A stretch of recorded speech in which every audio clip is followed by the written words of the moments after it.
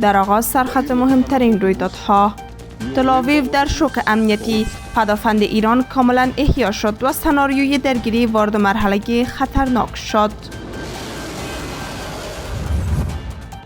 اعتراضهای گسترده ایران وارد 12مین روز شد. 38 کشته، خیابانها و بازارها صحنه نبرد مردم و حکومت.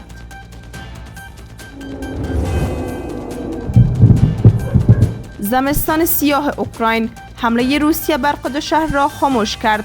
مردم زیر صفر یخ میزنند.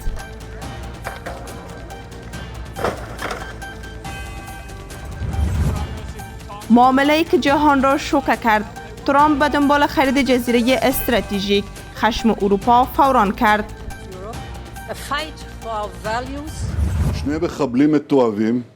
مشروع خبرها، تل‌آویو در شوک امنیتی، پدافند ایران کاملا احیا شد و سناریوی درگیری وارد مرحله خطرناک شد. خبرگزاری نوا به نقل از رسانه اسرائیلی والا اعلام کرده است که ارزیابی‌های امنیتی تازه نشان می‌دهد سامانه‌های پدافند هوایی ایران به طور کامل بازیابی شدند و تل‌آویو قادر به تحمل این وضعیت نخواهد بود. بر اساس این گزارش ایران اکنون در وضعیت آماده باش کامل قرار دارد و توان رزمی خود را حتی نسبت به درگیری‌های پیشین به شکل قابل توجه افزایش داده است. انتشار این خبر همزمان با افزایش تنش‌ها در منطقه صورت می‌گیرد.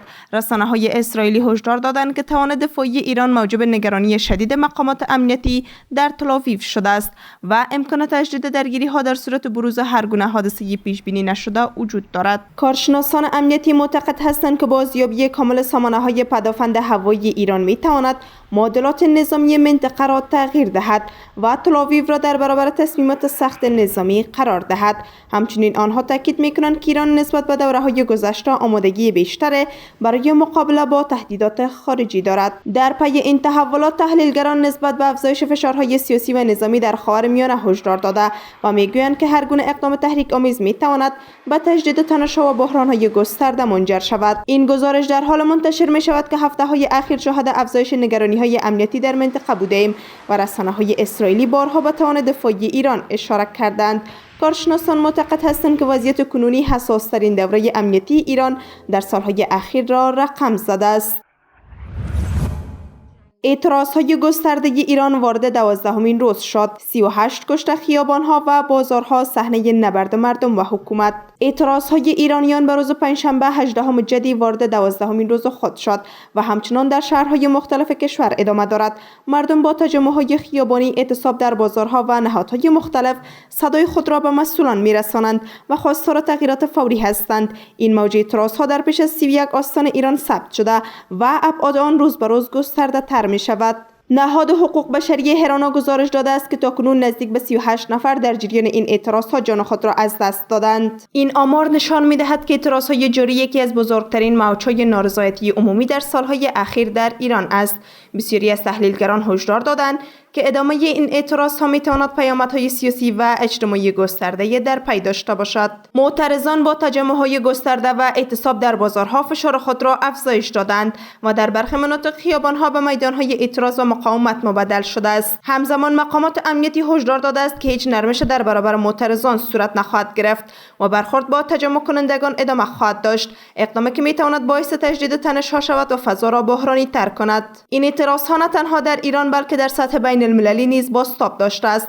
رسانه‌ها و نهادهای حقوق بشری در جهان وضعیت ایران را دنبال می‌کنند و نسبت به نقض حقوق بشر هشدار دادند. برخی تحلیلگران معتقد هستند که اگر دولت ایران نتواند به مطالبات مردم پاسخ دهد، فشارهای داخلی و خارجی می‌تواند ابعاد بحران را بیشتر کند. در مجموع اعتراضهای جاری در ایران با شدت و گستردگی بالا ادامه دارد و هر روز بر تعداد شرکت کنندگان افزوده می‌شود. این حرکت‌های مردمی که همزمان با اعتصاب‌های گسترده در بازارها و تجمعات خیابانی صورت می‌گیرد، پیام روشن به حکومت ایران دارد. مطالبات مردم جدی است و ادامه وضع موجود دیگر قابل تحمل نیست.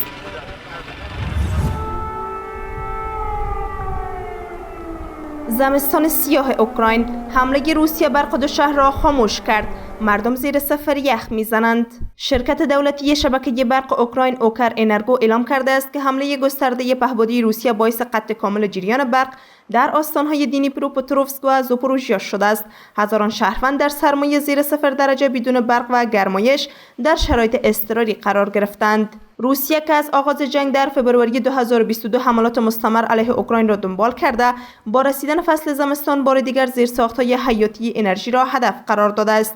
کیف و متحدانش این اقدام را استراتژی عمدی مسکو برای تحت فشار قرار دادن غیر نظامیان قلمداد می‌کند. در همین حال فرماندار دنیپروپتروفسک وضعیت را فاجعه آمیز توصیف کرد و هشدار داد که زیرساخت‌های حیاتی این منطقه به شدت آسیب دیدند. او اعلام کرد که عملیات بازسازی به محض فراهم شدن شرایط امنیتی آغاز خواهد شد. وی همچنین اعلام کرده است که برخی تأسیسات حیاتی دوباره برقدار شدند، اما بیشتر شهروندان همچنان در خاموشی به سر میبرند. تیم‌های فنی به صورت شبانه روزی برای وصل مجدد برق و تامین کامل آب و گرما تلاش میکنند. از سوی دیگر کارشناسان هشدار میدهند که این حملات میتواند تاثیر گسترده بر زندگی روزمره و امنیت انسانی در اوکراین داشته باشد و فشار روسیه بر غیر نظامیان را بیشتر کند. همزمان مقام‌های اوکراینی تاکید کردند که تلاش‌ها برای بازسازی زیرساخت‌ها و حمایت از مردم ادامه دارد و کیف از متحدان اروپایی خود خواسته است تا کمک‌های اضطراری فوری را ارائه کنند. معامله‌ای که جهان را شوکه کرد. ترامپ به دنبال خرید جزیره استراتژیک، خشم اروپا فوران کرد. دونالد ترامپ رئیس جمهور آمریکا همراه با تیم امنیت ملی خود در حال بررسی امکان خرید جزیره استراتژیک گرینلند از دنمارک است. کارولین لیویت سخنگوی کاخ سفید بر روز چهارشنبه 7 جنوری در یک کنفرانس خبری اعلام کرد که این گزینه به طور فعال روی میز رئیس جمهور قرار دارد و همه مسیرها و سناریوها بررسی می شوند. در همین حال مارکو روبیو وزیر خارجه آمریکا اعلام کرده است که هفته آینده با مقامات دنمارک دیدار خواهد کرد تا درباره اظهارات ترامپ و سرنوشت گرینلند گفتگو شود، اما واکنش جهانی تندرو از سری بود. فرانسه، آلمان، ایتالیا، لهستان، اسپانیا و بریتانیا در بیانیه مشترک تاکید کردند که گرینلند قابل فروش نیست و تنها مردم و دولت دنمارک درباره آینده آن تصمیم میگیرند. این در حالی است که پیشتر ترامپ تلاش کرده بود جزیره گرینلند را به عنوان حوزه نفوذ طبیعی آمریکا معرفی کند، موضوعی که با مخالفت شدید دولت دنمارک و گرینلند مواجه شد. همزمان کاخ سفید درباره ونزوئلا اعلام کرد که تصمیمات کاراکاس تحت نظر و هدایت واشنگتن بررسی می شود و تحریم ها به صورت گزینشی اعمال خواهند شد. گرینلند با منابع معدنی و موقعیت ژئوپلیتیکی حیاتی اینک در مرکز بحث و جنجال بین المللی قرار گرفته است و کارشناسان میگویند این موضوع میتواند یکی از بزرگترین بحران‌های دیپلماتیک دوران ترامپ باشد. بازسازی سودآور ونزوئلا به سبک آمریکا، واشنگتن ونزوئلا را سالها اداره خواهد کرد. دونالد ترامپ رئیس جمهور آمریکا در تازه‌ترین مصاحبه خود با نیویورک تایمز اعلام کرد که نظارت واشنگتن بر ونزوئلا بسیار طولانی‌تر از چند ماه یا یک سال خواهد بود و این روند برنامه بلند مدت و اقتصادی است که نفت محور اصلی آن خواهد بود. او گفت که هدف آمریکا بازسازی ونزوئلا به شکل بسیار سودآور است و در این مسیر از منابع نفتی کشور استفاده خواهد شد. ترامپ افزود که نفت باقی مانده به دلیل تحریم‌ها حدود 50 میلیون بشکه پالایش و به فروش خواهد رسید تا منابع مالی لازم برای این بازسازی تامین شود. ترامپ تاکید کرد که واشنگتن به خوبی با دولت سرپرست ونزوئلا به رهبری دیلسی رودریگز هماهنگ است و مقام‌های ونزوئلایی هر آنچه لازم باشد در اختیار آمریکا قرار می‌دهند.